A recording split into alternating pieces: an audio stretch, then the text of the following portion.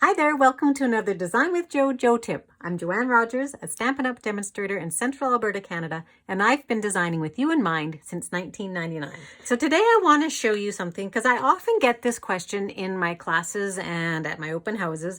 How do you replace the snail adhesive when it runs out? So I have one here from Stampin' Up! That has run out of its adhesive, and you can tell because there is it's almost crumb cake. It's sort of that craft kind of color, and it's not going to give me anything more. This piece you throw away, so you can just put that in the trash and you're left with this guy. You can tell how old this one is.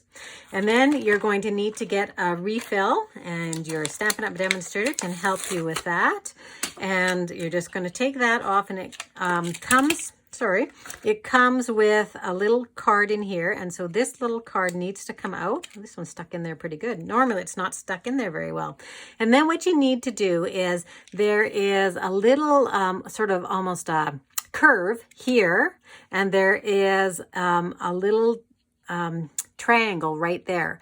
So what you need to do is you're just going to fit that curve right over top of this oval right here, and it's just going to snap into place. See? And then all you're going to do is just remove the little top, and you're ready to go. And it's that easy.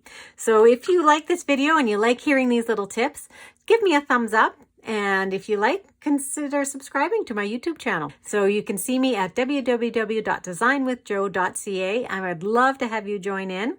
And also send me your questions. If there are some things that you would like to know about that you're unsure of with your crafting, then let me know and I will address them in a Joe Tips video. Thanks very much. Have a great paper crafting day.